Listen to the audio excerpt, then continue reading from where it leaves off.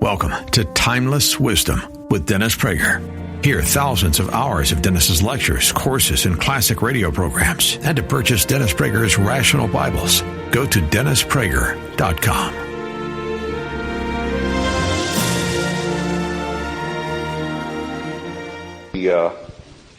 Into Genesis 6, where it is really 6:9. If you have, and you should always try to bring with you a Torah, Hebrew Bible, specifically the 5 books of Moses, or just specifically Genesis. And we are now in the portion of Noah, the second portion of the way Jews divide of the Torah reading. I am not teaching it that way. I'm teaching it more by chapter and subject than I am by portion, but it doesn't matter. I'm merely telling you that. Some preliminary remarks on what we have thus far come to, where God has decided to destroy the world.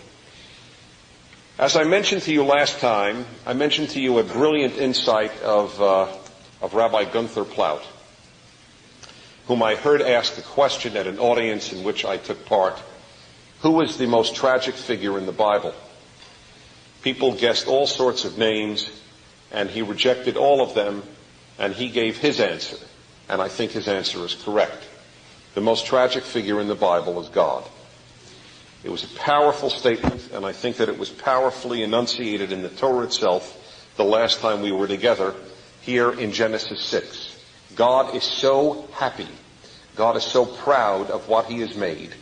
And then he looks around and he sees how miserable it turned out. I mean, I get the chills as I relate it to you. What the sadness of God must have been. And it says God was sad. And by the way, can God get sad? I would think so. How could God not get sad? If God can't get sad, then God cannot relate to our sadness. I would have to think that God could get sad. That certain things please God and certain things distress God. I mean, anyone who believes in God has to answer the question, how does God react to the suffering of little children? Or for that matter, old adults. We always pick on little children like the suffering of adults doesn't matter much. And I have to believe, not because it says thou shalt believe, but logic suggests to me that God cares, that God cries with us, and God laughs with us. I believe that deeply. I don't believe he laughs and cries in the way you and I laugh and cry. But I believe when it says he looked down and saw Rabat Hara, the immensity of bad in the world, after he had so created it so that we would enjoy it, that there had to be a profound disappointment. Of course, you might argue, but if God is omniscient and knows everything that will be, how could he get disappointed? Didn't God know what would be? Well, in that sense, I can't answer that theological question. I can tell you that there is in Judaism, at least, a belief which sounds self-contradictory. Hakol tzafui v'harashut nitna. Everything is foreseen, and yet we have freedom of choice. So, in the sense, God gave us freedom of choice and yet knew what might happen or what would happen. And by the way, as I argued last time, I don't think it robs God of his godliness and of his greatness and of his omnipotence to say that it's possible in some ways that he does not know what humans will do. Because we have complete freedom of choice to disobey God. Animals don't. God knows what your dog will do because your dog is programmed, but we are not programmed. So either way you look at it, I believe I can live with a God who is disappointed in what happened. God then decides to destroy the world, which is what we're up to, except for Noah. Noach in Hebrew, who is a good person. I want to deal with a few ideas about the flood before I go into the text itself, some preliminary comments. First of all, some people are embarrassed by a God who would destroy the world. I have asked clergy on my radio program, Religion on the Line, I have asked them on occasion, how do you feel about the fact that God destroyed the world? Because a lot of clergy today, Christian and Jewish, but especially I think many Christian clergy have of the non-evangelical sort, and Protestantism and most Catholic priests flirt with a semi-pacifistic attitude towards life, that taking human life is always wrong. So on occasion, depending on my mood that night, I will ask them, well, what do you think of God then? God killed everybody. And not only that, God killed all the animals who certainly couldn't sin. What do you think of God? And it is clear that there is a certain embarrassment. And sometimes as well, a Christian clergyman might at least imply, if not outright state, well, that's the Old Testament's problem, not mine. I get that real strong sense sometimes. Well, look, we've advanced. We have a God. We have a more loving testament. They may not come out and say it because, God bless them, they're very sensitive not to offend Jews' feelings. That has been across the board in 10 years of speaking to all Christian clergy. Nevertheless, there is still a sense of embarrassment. And by the way, I must tell you too that I suspect that at most Hebrew schools outside of the Orthodox world in Judaism, there is also probably a somewhat of a sense of, not sure God did the right thing. If I were God, I wouldn't have done it. I'm not thrilled with it, and it's not a portion I really want to teach all of our wonderful, sensitive to life little kids. Especially in our environmentally aware age. All these animals being killed. People, big deal. But all the animals, think about that. The spotted owl was among those that God virtually destroyed. So you have a certain, I am convinced, embarrassment with regard to this portion of a God who destroyed the world. I am not at all embarrassed. Okay, I stand here in this sense very, very comfortable with a God who would destroy the world because people were bad to each other. It makes perfect sense to me. I created a world for you to love each other, for you to be good to each other. You ruined it, goodbye. God does not believe in life for life's sake. That's my argument with pacifism in the final analysis. It seems to affirm to my ears a belief that the purpose of life is to live. Those of you who hear me more than in this course, for example, on my radio shows, know that I have a certain bemused attitude towards those who are passionate about, to an extent that I am not, about long life and about every possible thing that could be carcinogenic and so on. It seems to me that for a lot of people, the issue is to live, not to live well, not to live deeply, not to live profoundly, but to live longly, to live healthfully and long. And they spend so much time being healthy that they can't possibly enjoy life as much as some other people, because so much of the time is spent in duration. God is saying that is not the issue. Life is not what I created life for. Your purpose is not merely to live. Therefore, my first statement about the impending flood as we are to read it today is I am not embarrassed by it. What God did makes perfect sense to this individual. This episode of Timeless Wisdom will continue right after this.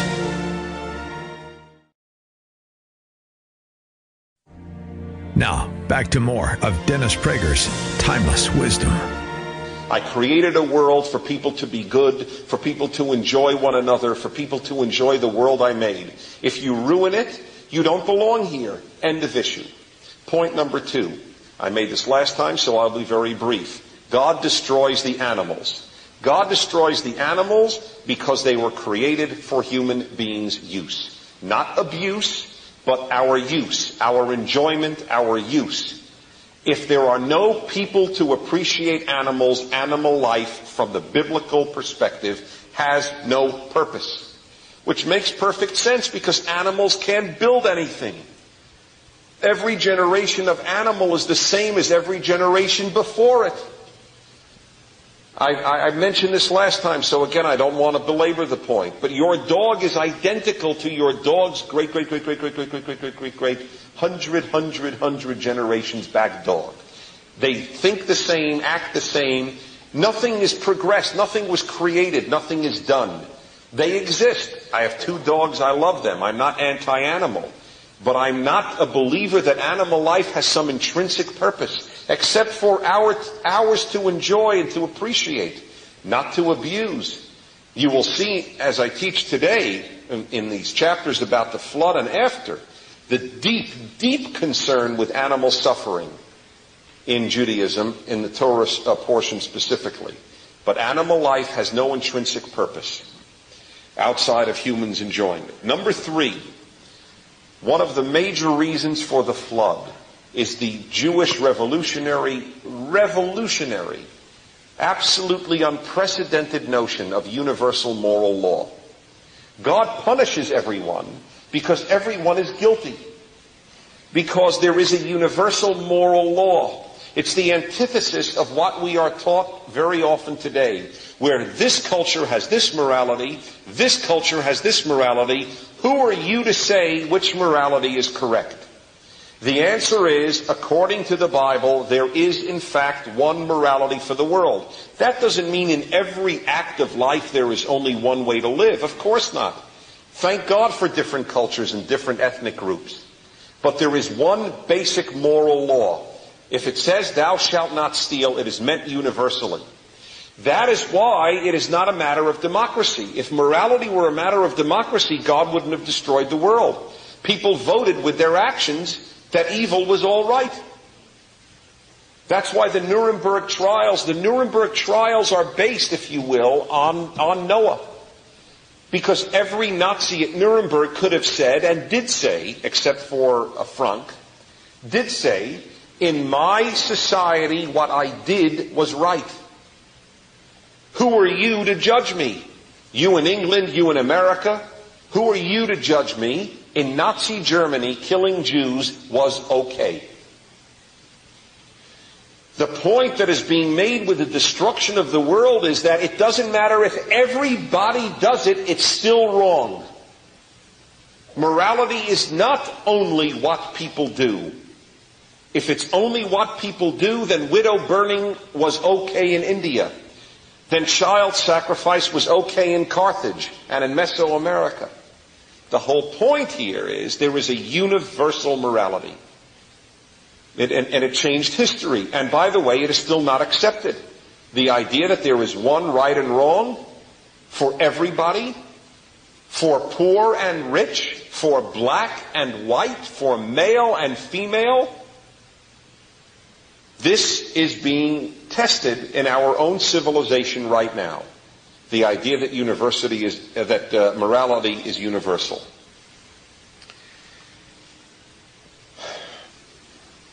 Number 4, the flood story tells us that God controls the world. This is difficult for a lot of us, including me, to fully appreciate. Because it's so difficult to see God's control. If you're hit tonight by a drunk driver, God forbid, going home, did God control that? I can't answer that question. But the fact that I can't answer it is a statement in itself. I can't say no definitely. I can't say yes definitely. But you cannot read the Torah. And that's why I say to you, it's religious for me. Those who know me well know that this is not the sort of thing I would normally say. But after immersing myself in this Torah section for the last couple of days in particular, I realized that I cannot be authentic to the tradition and say that God does not control the world. That is exactly what it is teaching. That God does control the world. And it's very much against two ideas. Against polytheism, which held that pagan gods controlled the world, and against atheism, which says that there is no control. That the world is dominated, as it were, by bad or good luck. There are two extremes, the polytheist and the atheist. The polytheist holds that different gods conduct different things. The atheist holds that it is all random. Judaism held, the Torah held, God controls the world. Number 5, the flood story tells us that God judges the world. God judges the world. Two things are operative. 1, judges. 2, the world. God does not only love the world. Everybody's into love. Right? You ask most people, what does God do? God loves. How many people, if you ask them, what is the first thing that comes to your mind when you think of God, will say judging? And anybody who does will obviously be dismissed as a perhaps very controlled, sick personality. Well, God doesn't only judge, but He certainly does judge. And this is, you can't get harsher than this. Judge the whole world guilty, except for Noah and his family. Second part, as I said, was world. God does not only judge Jews, because God is not the God of Jews. God is the God of the world. One of the things that I most adore about the Torah is that it doesn't begin with Jews. It is to me one of the greatest statements of its legitimacy, that it wishes to tell you about the world. Jews come later. Why Jews come later, why Jews come at all, is something we'll get to. But we haven't touched the Jew yet. We haven't touched Judaism yet. We have talked about the Bible, which is obviously the basis of Judaism. But God judges mankind for good and for bad. Noah's not Jewish, and he's called the highest thing a Jew could be called. The highest appellation for a Jew in Judaism is tzaddik, righteous. Noah, the non-Jew, is called righteous. And he didn't keep kosher. And I say that on many, many levels. And finally, number 7, is that what we have here, and I have shown you this from Genesis 1:1, over and above everything else, is a polemic against polytheism. And you must read all of the beginning chapters of Genesis, including this, as an onslaught against polytheism. And I will show you where specifically in the story of Noah. Those are my preamble words with regard to the story that we are about to read. My final beginning thoughts entertain the issue of polytheism. I have said to you, and any of you again who've heard me know, Judaism's great teaching is ethical monotheism. There's one God and one ethic for everyone, which is exactly what the flood is about. It's one of the reasons I like the story. I'm not happy about the story, don't get me wrong. But it is important, and it supports ethical monotheism. What is wrong with polytheism? Why is Judaism, why is the Torah so anti-polytheism and paganism? Why is it so relentless in its attack? Let me give you a couple of reasons briefly, and then everything will flow much more smoothly as we understand what is involved here. Number 1, many gods means many moralities. One God means one morality. 2 gods, and you already have a fight. Which morality do I follow? Even for those, I have often argued, even for those who posit Satan as a divine force against God, what is your rational, not faith, but what is your rational argument against being a Satanist? If I have 2 competing forces, which is exactly what the Zoroastrians had, a God of good and a God of evil, why not follow the God of evil? And if I have 10 gods, then clearly morality is not the issue. Do you know what the issue was for the ancients who were pagan? The issue was propitiating God, not obeying God's moral law. How do I propitiate the God of fertility? With fertility rites. How do I propitiate the God of thunder, the God of earthquake, the God of volcanoes? Probably by sacrificing children in fire, so that that God won't bring fire to this world. Propitiating the gods, and you will see that in this story, propitiating the gods was what polytheism was about. Which brings me to the third point of why Judaism opposed polytheism. Polytheism is anti-human. The only way to liberate human beings to advance in this world was to get them away from polytheism. The reason? Give you one simple thought from Noah. What does Noah do in the famous chapter which we're going to discuss tonight, when he gets drunk. The first thing that we know about Noah is that he tilled the soil and that he created a vineyard. He planted a vineyard. In Greek, and that's high-level pagan, and other pagan philosophies, all of the things that people do were started by gods. In the case of the vineyard of wine, Dionysus was the creator of wine for Greeks, not people. And for Egyptians, it was Osiris. For everything, there was a god who started it, not people. Ironically, the belief in the one God of the Hebrew Bible is what liberated humanity to become humanist. To believe in people. One way of saying it is you become a religious humanist, not an atheist humanist. For Judaism, the human being is at the center of everything. Once God created, we continue the work. But not in polytheism. You don't do a thing.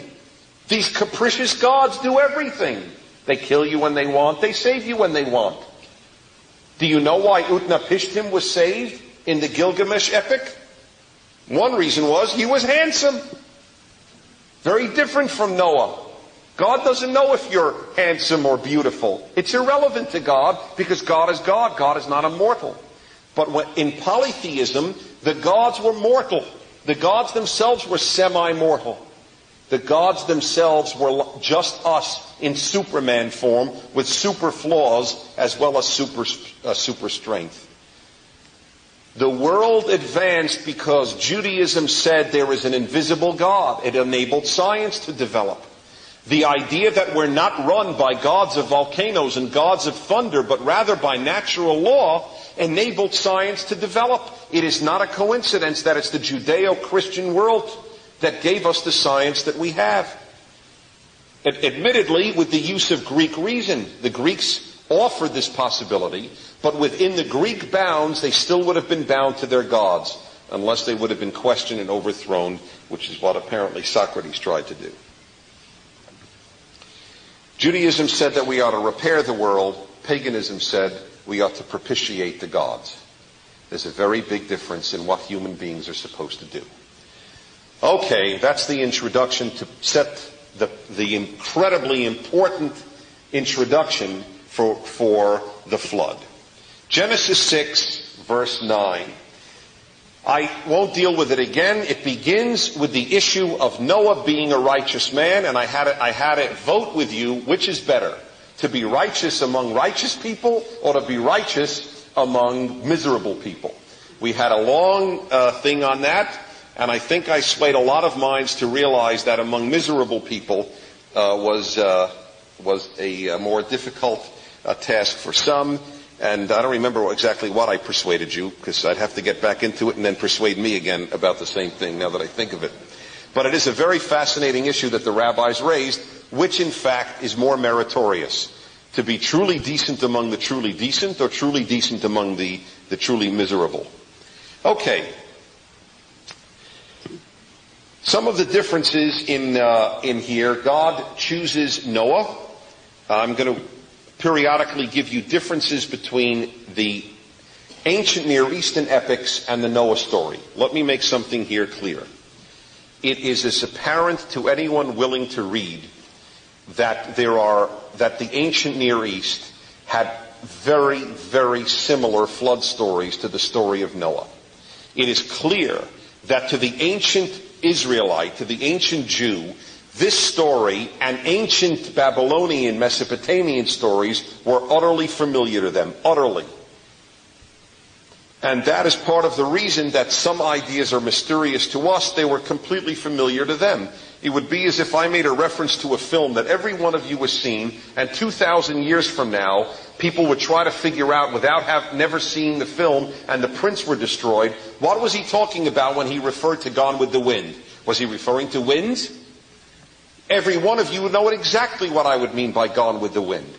That's how you have to understand here. A lot of the mysteries to us in reading the Bible were no mysteries to them. They understood exactly what was meant and exactly what was being overthrown from the pagan stories. After all, they had a flood, they had an ark, they had the measurements unbelievably similarly, they had similar wood, they had similar pitch to put it together. So you could say, well, look, the Bible's just a variation on a pagan theme.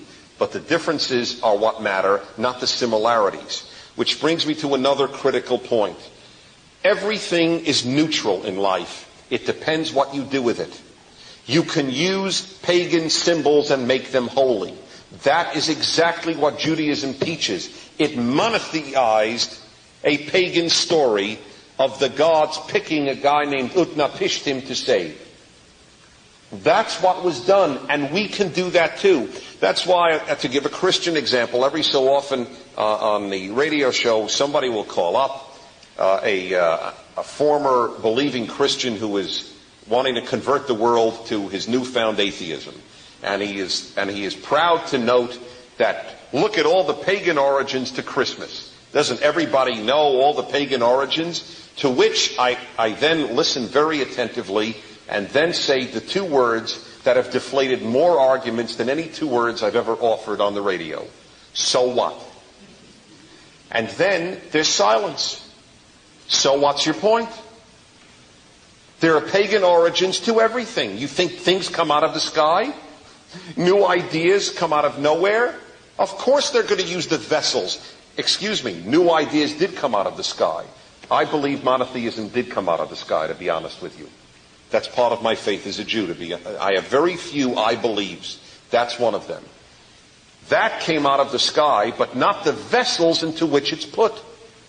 Of course there are going to be symbols. If a Jew tells me, well, you know, the three festivals, they're just ancient pagan festivals of the seasons for the spring harvest and so on, and I'll say that's true. And you know, when Jews walk around with the lulav and etrog, with the citron and the palm branch on Sukkot, on tabernacles, that's just an ancient fertility thing. It's obviously fertility symbol of a penis and testicles.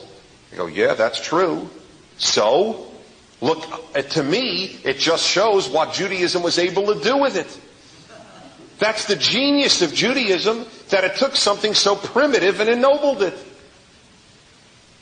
See, there's a talk about a film. See Sister Act. You will see what could be done to rock music.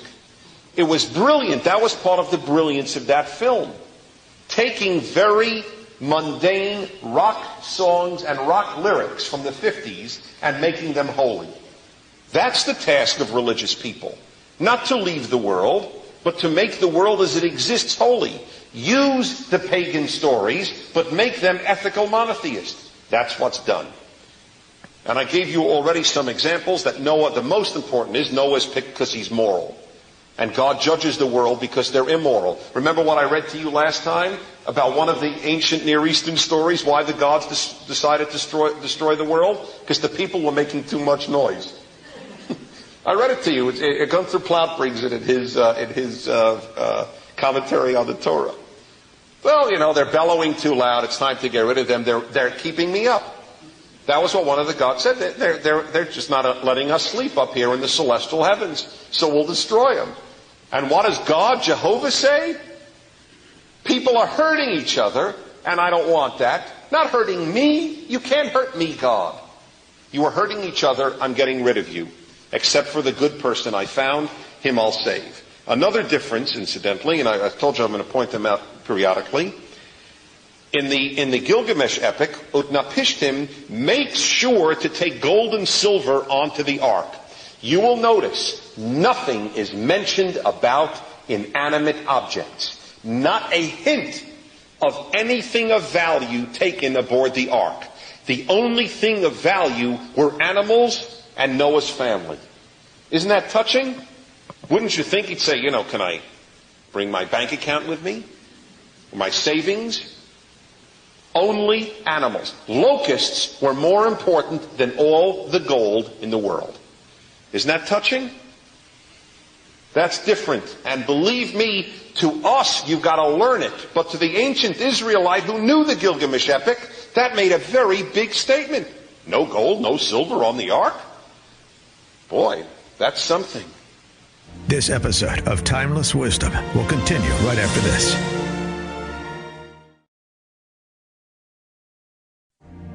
Now, back to more of Dennis Prager's Timeless Wisdom. Also, in all the other stories, the hero is granted immortality. Not Noah. Noah's not granted immortality. He's simply saved to start replenishing the earth all over again. He's a person. Okay. 6:11. The earth became corrupt before God. The earth was filled with lawlessness.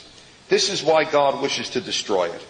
God saw how corrupt the earth was, for all flesh had corrupted its ways on earth. God said to Noah, I've decided to put an end to all flesh, for the earth is filled with lawlessness because of them.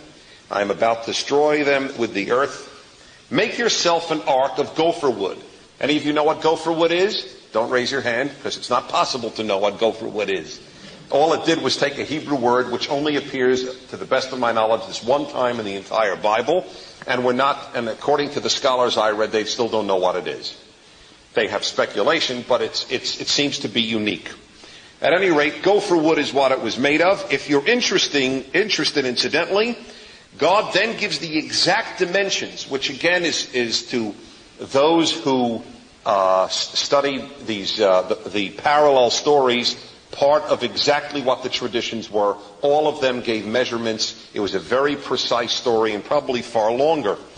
At any rate, if in modern terminology, the ark by Torah's measurements was 450 feet in length, 75 feet wide, 45 feet in height, and it had a displacement of about 43,000 tons. Okay? It, of course, as I pointed out last time, had no crew, also unique to the biblical story. All of the other stories had crews. This had no crew. God was the navigator. That's the whole point. And remember I told you too, the word used for ark is the same word as used for that which Moses is put into, which also had no crew. God was the navigator in Moses' little box, little teva, and was the navigator in Noah's big teva. In 6:11, you will notice that it says, "Vatishachet haaretz lifnei haElohim." The earth was destroying itself before God. The point here is critical. Not before man. When people are in the midst of evil, they don't notice it. It is God who notices it, and God who judged it. That's okay? Just a little important point to notice. God noticed it, and he is offended when we hurt each other. According to the way the text is written, I won't read you verse for verse here. I'm just relating the story because it would take too much time. He had 120 years to build the ark. The Jewish tradition held that the reason for that was so that people would have the time to ask, what are you doing? It's a very large sailboat you're building, Mr. Noah, in the hope that he would say, well, because God is going to destroy the world because you're ruining it. But apparently it did not work. Either they didn't ask, or he was too afraid to tell them, we don't know. That's something we went about last time. 6:14. Make yourself, as I said, this ark of gopher wood, and you will make it with compartments and cover it inside and outside with pitch. The word for pitch used here, kofar, is not mentioned anywhere else in the Bible. It does, however, appear in another Middle Eastern story, in an Akkadian story, where the exact same word in Akkadian, kupru, here kofar, is used. Which means, again, that the details were very clear to ancient Israelites, and it's the ideas that were changed much more than the details. A modern, a 20th century Orthodox rabbi, Oznaim la Torah is what he called himself, Rabbi Zalman Sorotskin, makes a very sweet point here. He notes that in the ark, Noah's family could only be kind. Their only option was to be kind the whole time because they had to spend the whole time feeding animals. According to one tradition, they never slept the whole time because they had to feed the animals who ate at night. At night, the animals that wait a day during the day. And you can imagine there must have been a lot of noise as well inside the ark, given all the animals who were there. But it is a very touching little thing that this rabbi notes, that all they could do was be kind the whole time. God wanted them to train. The new world will come from just this family. Let them start off on a purely kind note. And the kindness, touchingly, is towards animals. That's the way it was supposed to begin. It didn't work out, but that was God's attempt at any rate. Now, we have the story of the floods, which came for 40 days, and only after 150 did they begin to abate. And everything on the whole earth is destroyed. 6 times it uses the word eretz. 6 times the whole earth is destroyed, all the animals therein. Reading it and reading it and reading it, I finally realized something was missing. There is no mention of fish. Now, God saved insects. By the way, you could imagine what a task. How do you collect 2 of each insect? No, really, when you think about it, just the pragmatics of it is very difficult. Do you know the sex of a fly? It's an interesting question, but I won't get into it. Because there's nothing to get into. I have no idea how it was done. We assume that there was some divine intervention. Noah, take that fly. Missed that one. Take that one, and so on. At any rate, nothing about fish. What happened to the fish? Why weren't the fish killed?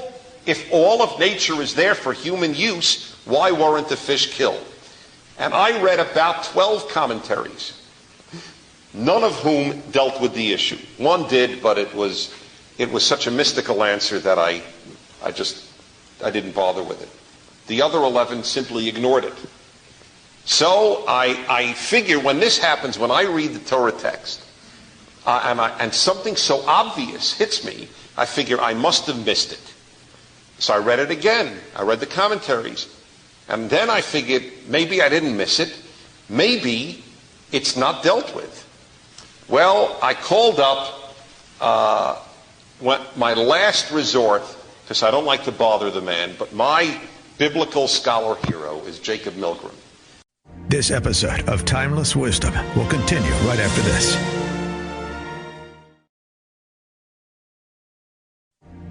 Now, back to more of Dennis Prager's Timeless Wisdom. Professor Jacob Milgrom teaches at Berkeley. He is one of the world's leading Bible scholars. Just to give you 2 examples, he is the most perhaps distinguished series of biblical commentaries in the world is the Anchor Bible. He is the author of Leviticus.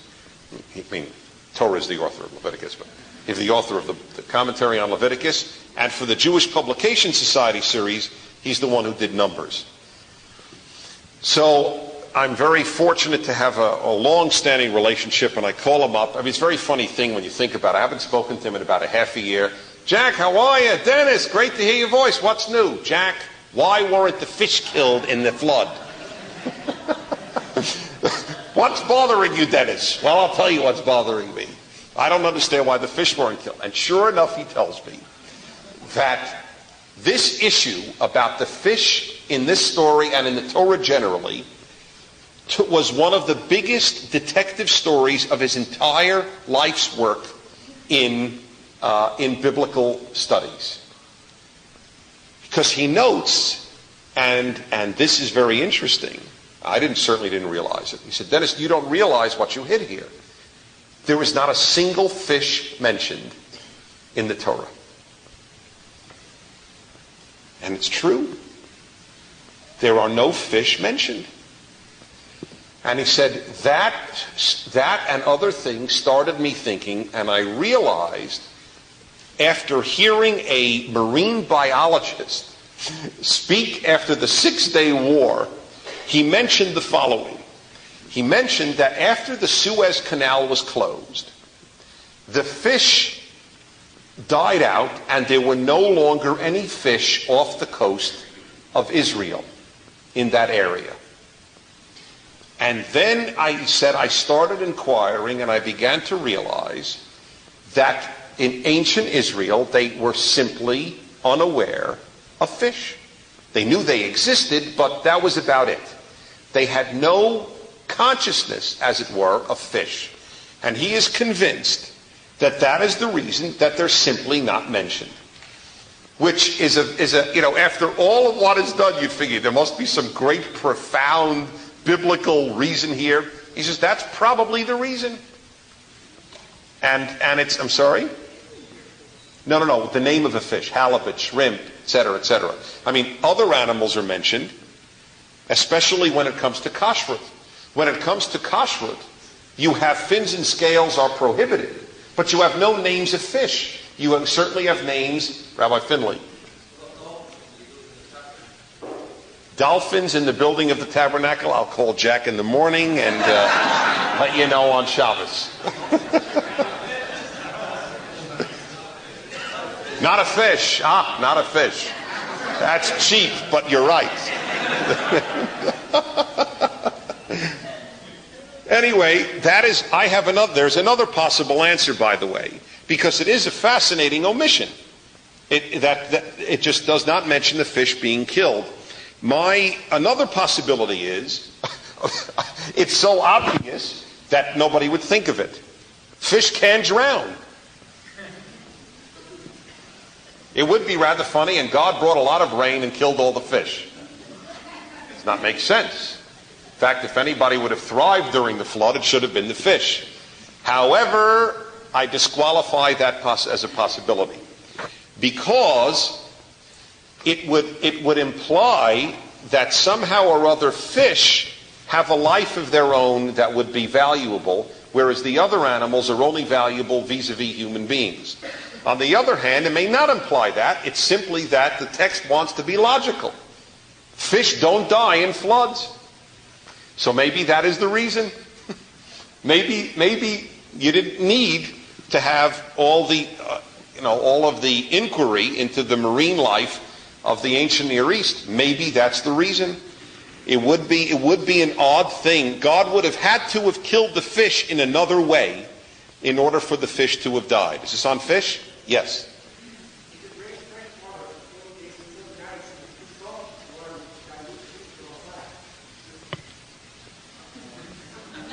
You sure?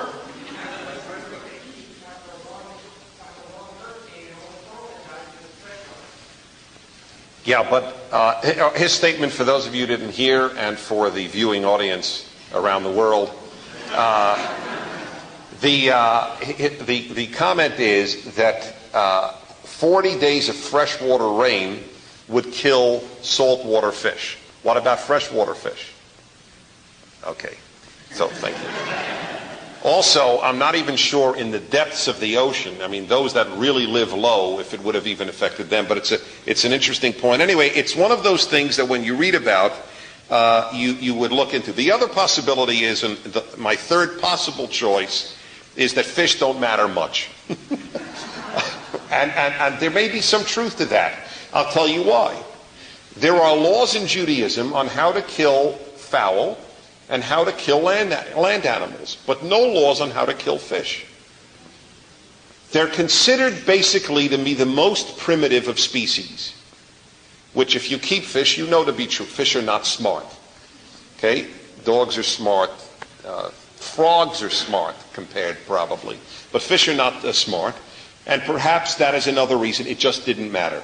Anyway, the fish are not mentioned, and whatever reason you'll come up with. 6:16. Make an opening for daylight in the ark, and so on. God tells Noah exactly what to do. He tells him in every instance what to do, and God is the director of events here. Which is, by the way, again, contrasts with the other stories of the crew doing things in the ancient Babylonian stuff. Here, God is the actor. God controls. 6:21 is interesting. God is instructing Noah and says, for your part, take of everything that is eaten and store it away to serve as food for you and for them, the animals. Now, what is food that is eaten at this point in biblical history? Only vegetation. Vegetables and fruit. So it is almost a reminder to us that they are still vegetarian. You are not to eat any animals on board, for one of the obvious reasons being that it would cause a problem for that species if you ate the last two of any group. So just wanted to show you it maintains an inner coherence. All right. And in chapter 7, God tells him in the beginning, finally go to the ark. I have seen that you are a tzaddik, a righteous person before me in this generation. Once again, God adds in this generation. And who knows? It might have been God's way of saying, look, you're the best of a bad lot. That's back to our old thing. Or you're, even in this generation, you're an incredible tzaddik. Next, of every clean animal, you shall take 7 pairs, males and their mates. And of every animal that is not clean, 2, a male and its mate. Interesting thing here. You probably all know, and if you don't, it's something you certainly should become aware of. There is, in the biblical world, there is a major division. The traditional believer holds that these are God's words. The non-traditional believer, who may still be a traditional practitioner of the religion, but not traditional believer, holds with a documentary hypothesis. Virtually every biblical scholar, not every, virtually every, holds that there are strands of stories in the Hebrew Bible, in the Torah specifically. They are 4 strands: Jehovah, Elohim, priestly, and Deuteronomic. Deuteronomic is only the book of Deuteronomy. Let's leave that aside. Otherwise, what they say there are 3 strands that an editor put together. One was done by the priests and the priestly class. One was done by what they call the person who used Elohim for God's name, and the person who used Jehovah, J, for God's name. It is not easy to refute that, nor do I have any desire here to refute that. I'm merely explaining to you how some people see it, and I will give you an example.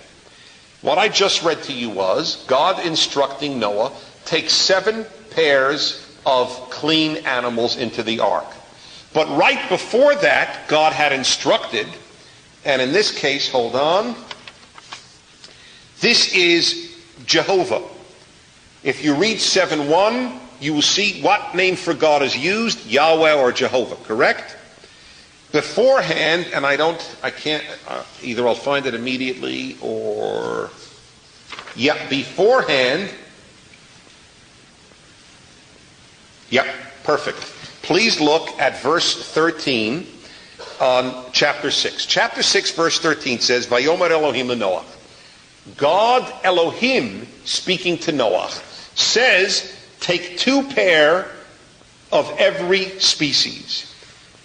Chapter 7, God speaking with the other name, Jehovah, says, take 7 pair of the clean species. I'll talk what clean species or pure species means in a minute. This is a perfect example for you to understand the documentary hypothesis. What did the scholars say? Obviously, we have 2 stories. Which is it? Is it 2 of every pair? Or is it 2 of every pair and 7 of the clean pair? And since it's different God's name used in each particular case, it's clear we have 2 different stories that the editor simply put into one text. I'm going to take a vote with you, because I don't think you have a particular bias, most of you, one way or the other. How many of you think that it is 2 stories, totally different, one based on an Elohim storyteller, one based on a Jehovah storyteller, or one story which uses different names for gods for whatever reason, but merely embellish the original order with an additional order, take 7 of the pure and 2 of the other? Do you think it's totally separate stories, or do you think it's one story with 2 different names of God? Separate stories, raise your hand. One story, 2 different names of God. I'll bet you it was 50-50. I'll bet you it was exactly 50-50. Now, that's an interesting thing. When I read this, and I don't have a particular bias in either direction, because I believe that I'm still studying God's Word, whether or not there are different documents weeding in or not. So it doesn't matter to me which turns out right, but I want you to understand, if you ever hear of the documentary hypothesis, don't think that automatically it makes perfect sense. Because I kept reading that this instruction to take 7 pair of clean animals contradicts the first instruction, which only mentioned 2 pair of all animals. It doesn't contradict it. It's not true. It's not a contradiction. It's an addition. I'm telling you now one thing else. Take 7. Others will say, why didn't God tell it at one time? That's not the way they wrote text in those days. You give one instruction. They embellished. Be that as it may, God does instruct Noah. Take 7 pairs of clean animals, 2 pair of unclean. What is a clean animal? Clean animal has nothing to do with kashrut, even though later it is used there. It has to do with that which could be sacrificed to God. This is critical for you to understand, because the first thing that Noah does when he gets out of the ark is sacrifice animals to God. And he only takes of the clean. Now, that was understood in the ancient world clearly. In every civilization, some animals were fit to be sacrificed, some animals were not fit to be sacrificed. That was the only issue. Extras were taken because they would be sacrificable. That was the whole thing. It may not make you comfortable, but at least I want you to understand the particular issue. By the way, only when we get to Leviticus will I deal with this at length. But since that may not happen till you have grandchildren, let me therefore tell you in a sentence or two. Unless you are a strict vegetarian, you have no argument with animal sacrifice. You cannot tell me that it is okay to kill cows for hamburgers, but it's not okay to kill cows to get closer to God. Okay? I don't buy that. So if you're a strict vegetarian, I understand your problem with sacrifice. But if you're not, you can't have any, in my opinion. It is simply another reason for human beings to kill an animal. And the only issue comes, do they suffer or not whether or not they're killed. I am not a proponent of animal sacrifice. I am a defender of its practice, however, in the Torah story. Anyway, that is why he is told 7 of those. Here's a touching little thing, though. Listen to this. Of every clean animal you shall take 7 pairs, males and their mates. And of every animal that is not clean, 2, a male and its mate. Of the birds of the sky also 7 pairs, male and female. Why doesn't it say with regard to birds, the animal and a male and its mate? Why does it say there, male and female? I think again we have a hint of the Torah's view that there is a hierarchy in animals. You know what terms it uses? Very sweet. You know what terms it used? It says in your English, at least my English, a male and its mate. But do you know it's the same words as a husband and wife? Another way of translating it would be, of every clean animal you shall take 7 pairs, husbands and their wives. Ish v'ishto is the Hebrew, a man and his woman, literally. And it's interesting that it's used. It's never used that way with animals in the Torah. A man and his woman. It's adorable, actually. It uses male and female, which is what it does with birds. I'm a strict believer that the words of the Torah are very carefully chosen. Editor, no editor. They're very carefully chosen. And I think the reason is that when you're talking about higher animals, you can actually talk about a man and its mate, much more than a male and its mate, much more than you can with birds, who are simply lower, and with the fish, we don't even bother at all. And by the way, remember I told you that there was a mystical reason for not mentioning the fish that I totally rejected? You want to hear it? Even if you don't, I'll tell you. Okay. The reason was this. It's interesting, but it's not my cup of tea, but I'll tell it to you. One of the things for which people were apparently punished was lawlessness, murder. Why murder? How do we know it was murder? Because it only uses one word in Hebrew, chamas, which is lawlessness. How do we know that it was murder? I'll tell you in a moment when we get to it. Stealing and promiscuity of a truly exalted, even trans-Californian dimension. Okay? I mean, all right? Now, this particular rabbi, I don't recall who it was who wrote this, wrote as follows. He said, God expected fish to be promiscuous. They are already, there's no concept of mate whatsoever in the fish kingdom. None where they eat their children. They are the antithesis of civilization, fish. But with the higher animals, there is at least some more movement towards civilization, as it were. And so you can't punish the fish in any event, because that's exactly what you expect from them. I didn't buy it, but I just wanted you to understand the idea of hierarchy in animals makes sense. And here's an example. Birds, male and female. But the higher animals, bring them in as man and woman, or male, using the terms for man and woman. That's one of the beauties of knowing the Hebrew, but even if you don't know Hebrew, you could see the difference, where male and female are not used except for the birds. Except for the birds. Okay. Now, 7:16.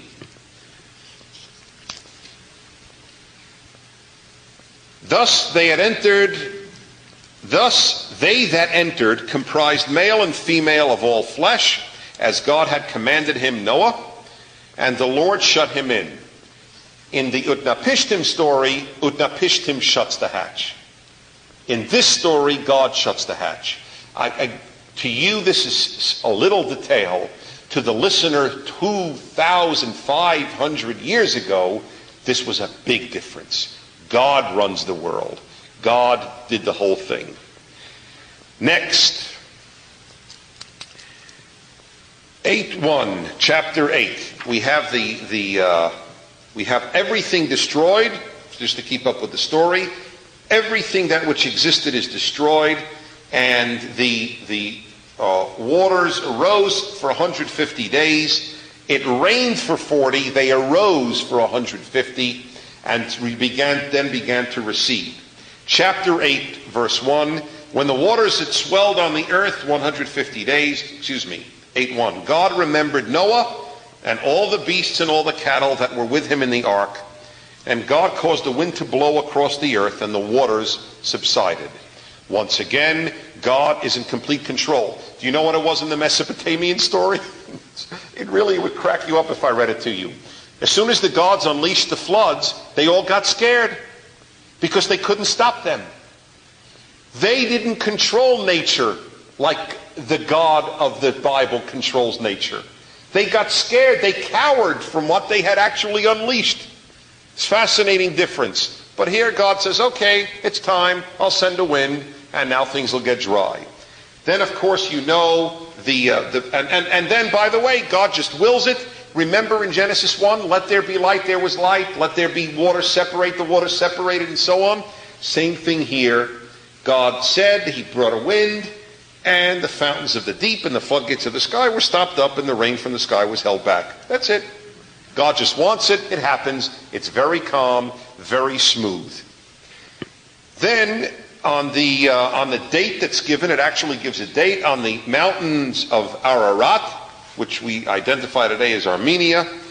The ark rested, and he sent out a raven, came back, sent out a dove, came back third time, realized it didn't come back, that he had found dry land, and he knew that he could open things up and begin to leave the ark.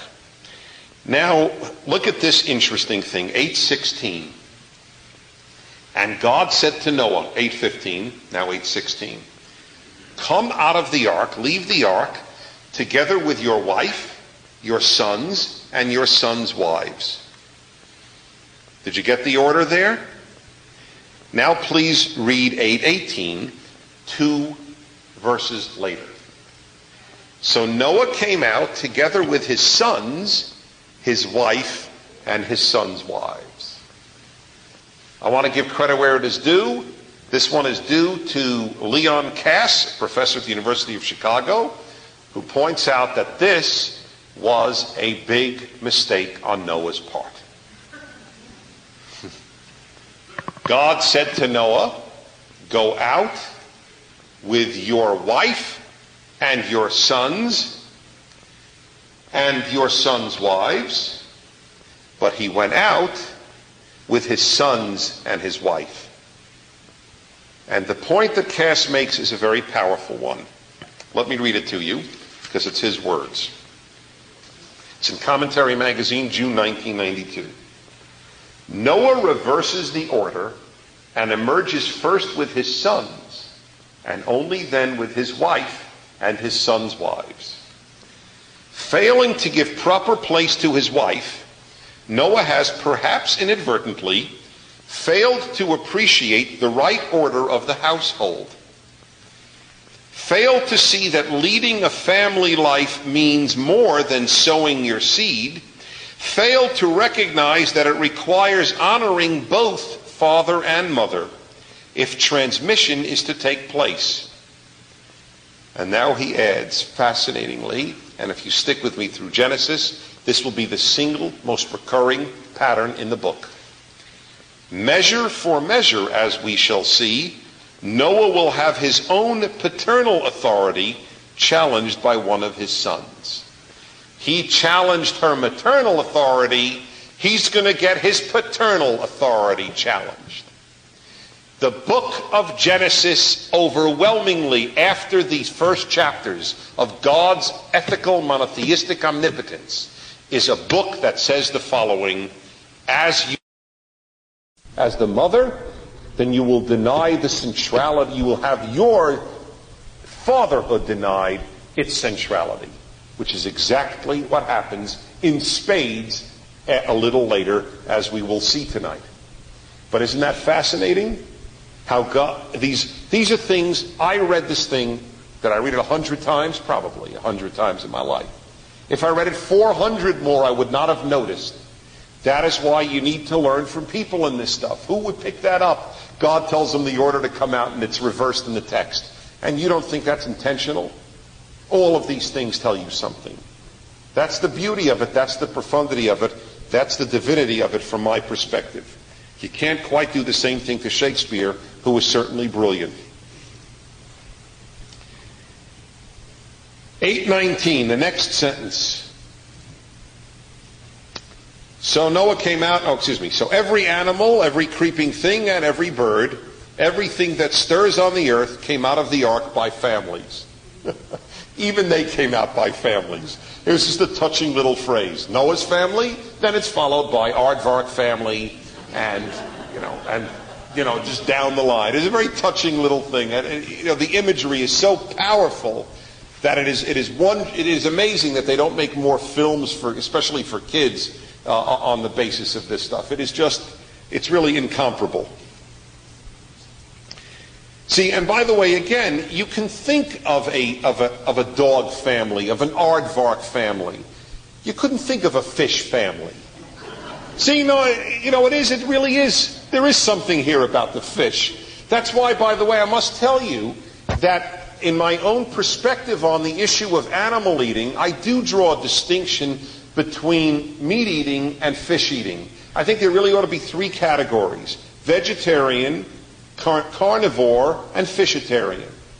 Well, to me it would make sense. I really do see, I don't believe that you are violating moral norms in any way by eating fish. They're there to be eaten, it seems to me. I don't want to get into an argument. If you don't think they're there to be eaten, they're there to enjoy life. Okay, I won't argue with you. Okay, 8:20. Do me a favor. Write it down. I'm dying to get through. Please do, though. I'm serious about that because I always leave time. But I do want to get through the text as best as possible. Let's see. Yes, 8:20. What is the first thing that Noah does upon leaving the ark? Noah built an altar to the Lord, and taking of every clean animal and every clean bird, he offered burnt offerings on the altar. Now that's why he had the 7 of the clean ones. He couldn't sacrifice, obviously, right? Could not sacrifice any of the others. There would be no species. Interestingly, Cass, whose point I loved about the parents, makes a point that I don't agree with. I'll read it to you, though, just so that you'll understand how different people can read a text. This is what he writes about Noah offering a sacrifice in 8:20. Noah offers a sacrifice of gratitude of every clean beast and every clean fowl. He italicizes the word every, which is in the Torah. In thus offering up scores of his former arkmates. You get Cass's point already? In offering up scores of his former arkmates. He is not pleased, Cass, about what Noah did. Guy just lived with these people, just lived with these creatures, and now gives them up as sacrifices. Noah shows something of the wildness of the antediluvian man, pre-flood man. His impulse to express gratitude is, under the circumstances, thoroughly intelligible. But his belief that God would like to gorge himself on roast meat is utterly unfounded. See, that's his argument. I don't agree with it. It's obvious that that's why God gave him the 7 clean, but it's an interesting point in any event. You know, he had just spent this time, all of this 150 days or whatever it was, with all these animals, and then sacrifices some of them. And, you know, I have no problem with sacrifice, but it's hard to sacrifice that which you've related to. Right? It's just, that's the way it is. But anyway, that's just to give a defense of Cass's point, which I don't think the text warrants. 8:21. God smelled the pleasing odor. This shook Jews 2,500, 3,000 years ago. You have to understand this. It does nothing to you. Zilch. I could tell. It absolutely would have shaken an ancient Israelite, because in all of the ancient epics, they had the same words. Their hero also offered a sacrifice, and their god also, or gods also, smelled with favor, or smelled the nice odor. But they all did something afterward. Some of them ate it themselves. In the ancient world, the belief was that the gods ate it. It was a libation, not a sacrifice. It's food for the gods. Here is the Gilgamesh epic, the biggest and best known of all of them. The gods smelled the sweet aroma and crowded like flies around the sacrificer. Now do you see how beautiful this sentence is? God smelled the sweet aroma. End of issue. That's it. He doesn't crowd around the sacrificer like a fly. That's why you need to know ancient Near Eastern stuff to appreciate what it's doing to it. Well, what does God do? And look at the profundity. Versus the Gilgamesh epic, and they crowded around like flies. What are the next words in this? God savors the fine aroma and says to his heart, says to himself, to his heart is literal, I will no longer curse the earth because of man, because the will of man is evil from his youth. Probably the verse in the Torah I've quoted the most in my life. Genesis 8:21. And therefore I will not continue to hurt the living things that I have made. In other words, look, I understand that man's will is towards evil from his youth, or from the beginning, though they are different in how you read it. Whichever way you read it, though, this is certainly a theme that I have developed and don't want to develop at great length at all, because I've spoken so much about it. There is no Jewish basis for the belief that people are basically good. None whatsoever. It is not a Jewish belief. A Jew who takes Judaism seriously in any way, liberal or orthodox, just cannot hold that in good faith with his outlook, with his religion's outlook. It is a secular humanist belief. It is a radical belief that people are basically good and they are corrupted by external forces. No, we have bad in us, we have good in us. And we are in control or not in control depending on who we are. And that's what God is saying here. This is what you are. I won't curse the world because of it. I recognize it. This is what you are. You continue. You might destroy the world, but I, God, won't. This is I am making another attempt, but now I give you my word, as you will now see, that I will not destroy the world.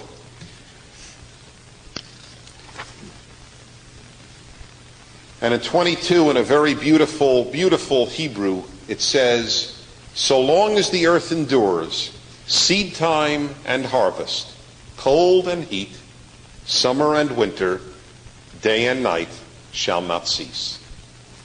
God, God, won't interrupt nature anymore. That's powerful, isn't it? What happens, happens. I in that way am stepping back. You, man, wish to ruin it? Ruin it. You want to pollute the world? Pollute the world. You want to bomb the world to smithereens? Bomb the world to smithereens. You want to commit genocide? Commit genocide. I won't stop you. I tried. I did stop you, but I'm not going to do it again. I now know what you are. You know what you are. But God doesn't give up. God is going to do something now, very dramatic, in order to change what happened last time. In the meantime, I skipped over it, but you do understand that, of course, God had made the vow not to destroy anything, and the rainbow is the symbol of this vow that God will not destroy the world anymore. I told you last time, and I repeat this time, a critical element. God makes 3 attempts biblically to make the world good. Attempt 1 is conscience. Attempt 2 is universal moral law. Attempt 3 is revelation to the Jews. We are now in attempt 2. Attempt 1 failed miserably. Giving human beings a conscience didn't stop them from becoming despicable. So now God realizes I need to reveal morality. I can't merely build it into people. I need to reveal it. Therefore, the very first thing God does after the flood is reveal morality. Look, chapter 9. God blessed Noah and his sons and said to them, be fertile and increase and fill the earth. Remember, it's exactly what he said to Adam. We're starting all over again. Peru ravu miluatar, it's the exact same words that God said to Adam and Eve, God says to Noah and his children. Second verse, the fear and the dread of you shall be upon all the beasts of the earth and upon all the birds of the sky. Okay? And upon all the fish of the sea. Hey, see, they're not neglected, so there must have been a reason. I think I may have hit on something earlier. Now, why do you think God says to the survivors of the world's destruction, I'm going to make animals afraid of you? Because you would realize that they're a little scared, about 8 of them, and all these animals around. If they don't scare us, they'll eat us. I mean, if they're not scared of us, they'll eat us. So, it's practical. God just, don't worry about it. I know you coming out of the ark, and even though you were very nice to them, they're not fully aware that you saved their lives. So we will make them afraid of you. Okay, so we deal with that. All right? Now, here come one of the most fascinating things in the entire Torah, the laws that are incumbent upon all people. They are known as the 7 laws of the children of Noah, or the 7 Noahide laws. Judaism holds that Jews are responsible to hundreds of laws. The rest of the world is responsible to 7. It's gotten from here. But it's not as clear in every instance as the tradition holds. Let's look, though, what the text says. We are in chapter 9. God is speaking to all of humanity, as it were, in repeating this thing. He gives laws. Law number 1, be fruitful and multiply. Law number 2 is coming up in verse 4, but verse 3 has a revolution. Here it is. Every creature that lives shall be yours to eat, just as with the green grasses. I give you all these. Ooh. You can now eat animals. Until now, we were to be vegetarian. From the Garden of Eden through the ark, we were to be vegetarian. God now allows meat eating. My friends, my favorite question in life is always, why? Why does God all of a sudden allow meat eating? I don't have an answer. Rabbi Sorotskin has an interesting thought on it. Let me read it to you.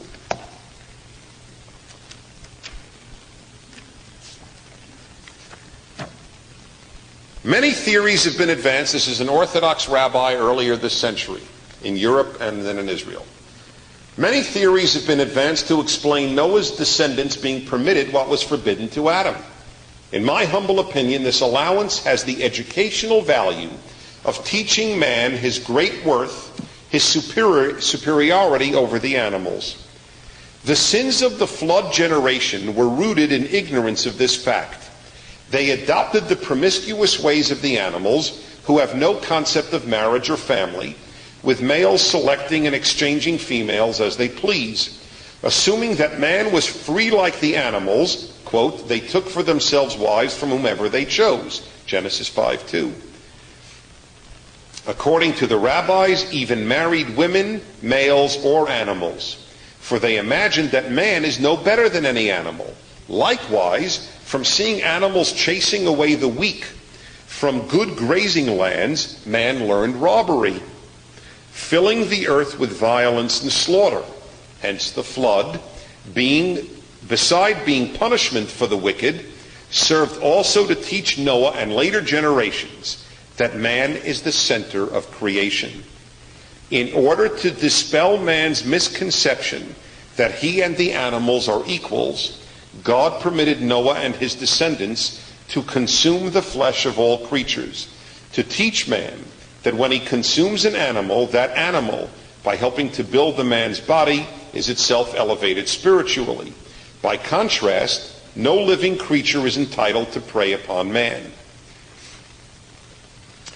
Of every beast will I demand it, I will demand the soul of man. So I'll tell you about that. From this, man may learn his exalted worth, and realizing that he was made in God's image, he will perform no more beastly acts. His answer is this. People thought they were animals. And by the way, don't laugh at that. That is exactly what a serious part of secular intellectual life in America holds, and in the Western world generally, that we are merely animals with brains, with bigger brains.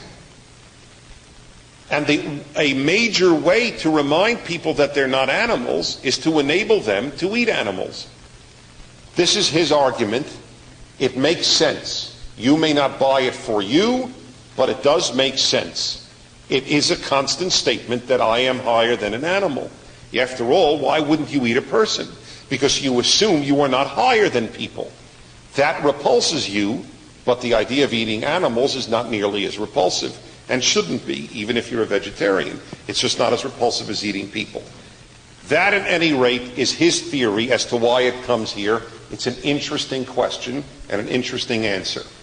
More interesting is this. Law number 2. Law number 1 was be fruitful and multiply. Law number 2 given here is in verse 4. However, you must not eat flesh with its lifeblood in it.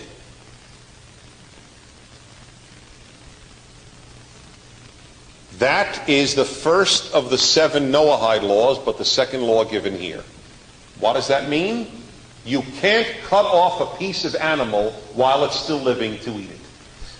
Which was so common that the Torah mentions this 10 times. 10 times in the Torah, the idea is spoken of with regard to how animals were eaten. That's how common it was in the world. They didn't have refrigeration, so if you wanted a chicken leg, you pulled off a chicken leg. And it still lived, so it would stay fresh.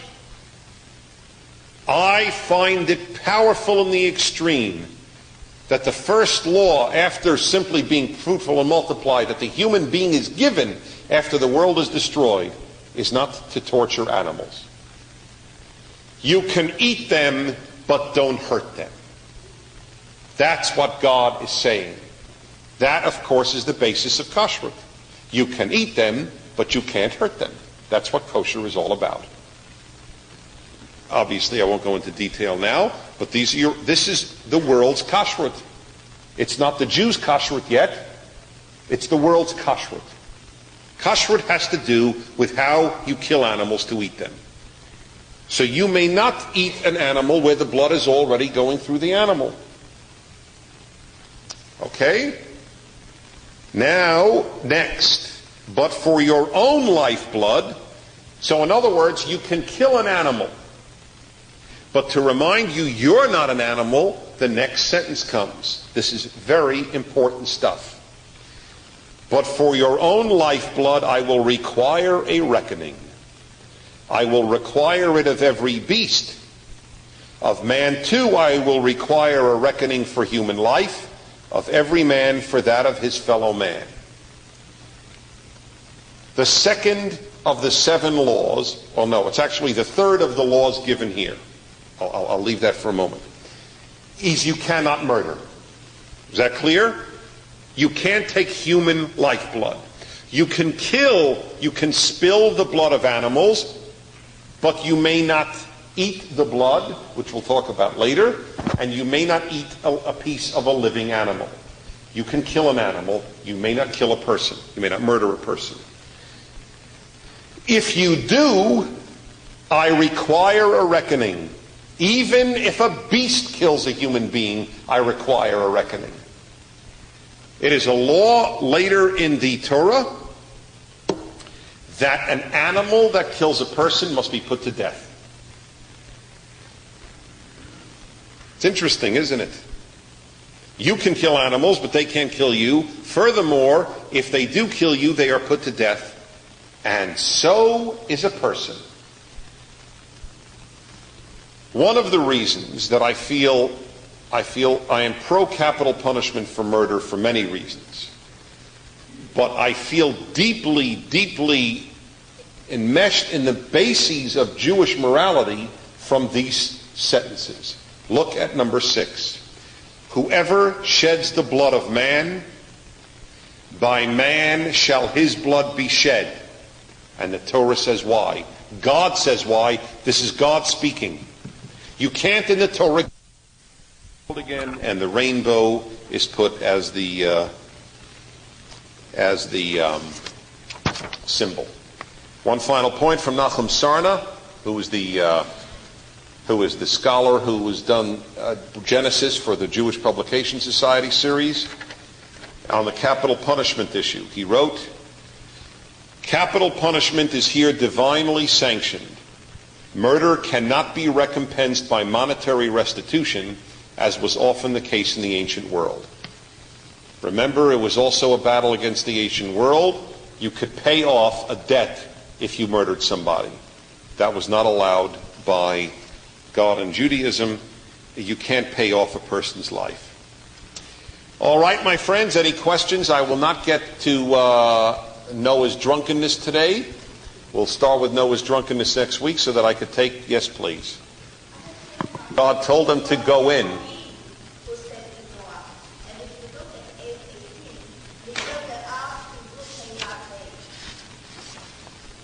Okay, let's check that out. 8:15.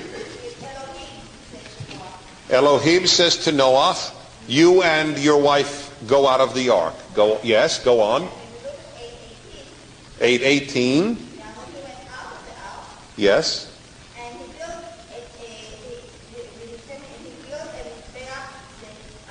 That's right. Yeah, but even if you were right, the use of Jehovah in 20 is after 18. No. Those who believe in the documentary hypothesis would say they're two different stories.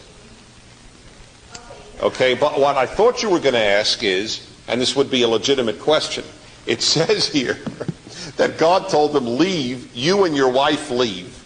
And it says that he and his children and his wife left, right? But when they went in, he told him, you, your children, and your wife go in. All right? Now that would be a fair question. Why did God tell him to go in, you, your children, and so on? And I have no answer to that. I can only tell you that the order was reversed here. It had to be deliberate. 6:2.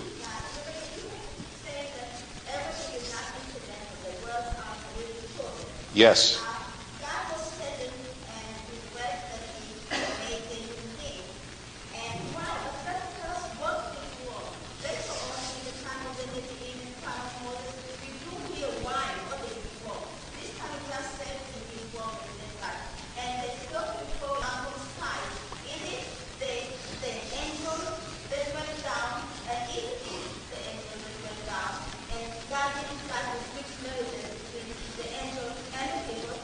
There were two separate questions there. The first one was, it said that God was disappointed with the way people acted, but he had never told them how he wants them to act. That's not till much later. It's not really much later. It's already now. That's what I'm pointing out. That is exactly my point. God did tell us how we should act through conscience. But conscience is not enough. Remember, Torah means teacher. For anybody who believes that it is enough to have a conscience, the Torah is saying it's not enough. People will do bad. I'll give you a practical example. I'm writing an article on this right now. I asked my son, who can testify to this truth, during the looting, I said, "Would you loot?" And we had a discussion on it, and I said, "Even if you could get away, if you knew you could get away with it, would you loot?" And he said, "No." And I said, "Why?" He said, "Because it's in the Ten Commandments. Because you can't steal." Remember, is that correct? Okay, I have testimony. All right. I have a belief that most parents, including Jewish parents, and I will add the word unfortunately, for them that would not be their favorite answer. Most educated parents in America would prefer that their child would say, when asked, if you knew you could get away with looting, why wouldn't you do it? That the child answer, because it's wrong. Most secular people think conscience is enough. It isn't. The whole point of the Torah story is that conscience isn't enough.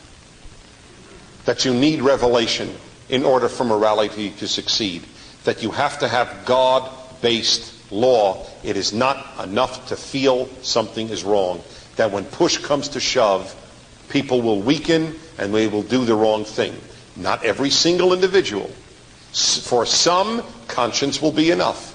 For most of us, you need to have divine revelation, the God as an ethical basis.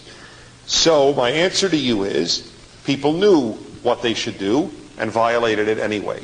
Did Nazis know that they were wrong when they mass murdered Jews? It's a question that has perplexed me my entire life. What did the average Nazi shooting Jewish men, women, and children, and grandmothers and grandfathers at ravines in the Ukraine think? And it is interesting that the research that I've done thus far reveals that to a very large extent they were drunk when they did it. That sober they couldn't do it. And drunkenness is the single most effective blunter of conscience that the human being has.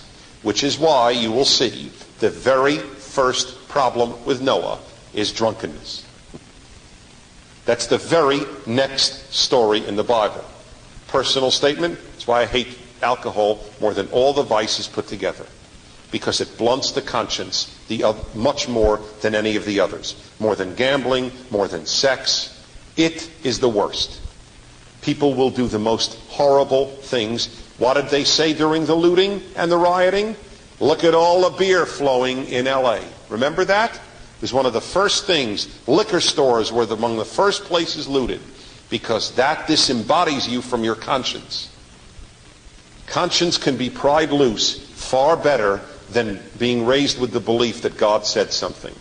As for the Nephilim and the children of Elohim as described in those very odd sentences in Genesis 6 beginning, it probably was an anti-polytheistic polemic against the belief that gods and people marry and have intercourse, which is exactly what all the pagan religions argued, and that precedes the destruction of the world. The idea that man and God can have sexual relations so offended everything that the monotheistic ideal wanted that it was time to start all over. That's the reason it was stuck where it was. Yes.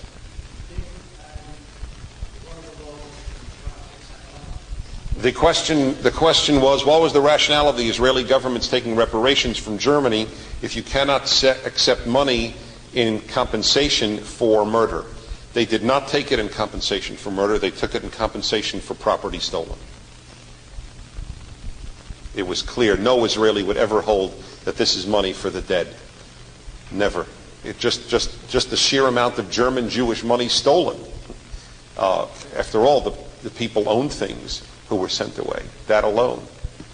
Yes. But why destroy land animals and not water animals? That's the question that's being posed.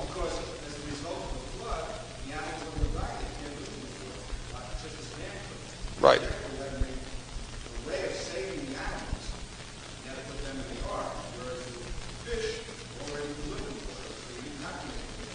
Okay, fair enough.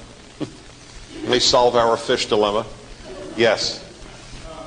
There is no hint at God being displeased at this point with sacrifice. In fact, we had Abel's sacrifice being favored by God in just the previous couple of chapters. It is clear later on that, at least to most commentators, including traditional Jewish ones like Maimonides, that God wanted to wean us from sacrifice. That in the final analysis, even animal sacrifice is not the dream. It was a stopgap, as it were, compromise, because sacrifice is so basic to people. And again, it obviously is. Every civilization we know of had animal sacrifice, and I am sorry to say every civilization I've ever encountered of the ancient world in reading had human sacrifice. Yes?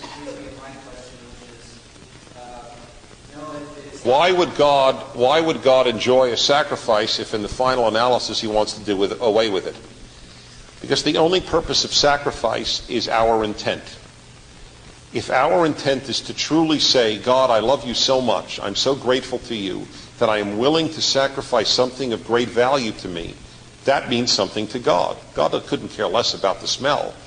God cares that you care enough to want to thank him. So I would say to someone today, in Judaism, the argument is that after sacrifice is ended, instead, as Hosea put it, the murmurings of our lips will substitute for the sacrifice of calves. So I would say to you that if you spend X amount of time, a day, a week, in prayer, that you have sacrificed what is precious to you, time, for God. God doesn't need your prayer, your words, any more than he needs your bullocks.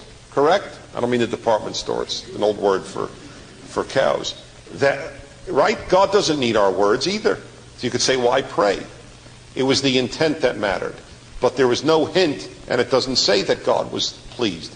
It just says that God smelled a nice smell. That's, by the way, Cass's argument that he wasn't pleased. Because it doesn't say God was pleased. All it says is God smelled a nice smell. I wouldn't go as far as him, but it certainly doesn't say, and God was pleased to have a good smell because he loves good smells. If it had that, I'd have trouble with the Bible. Okay? Yes?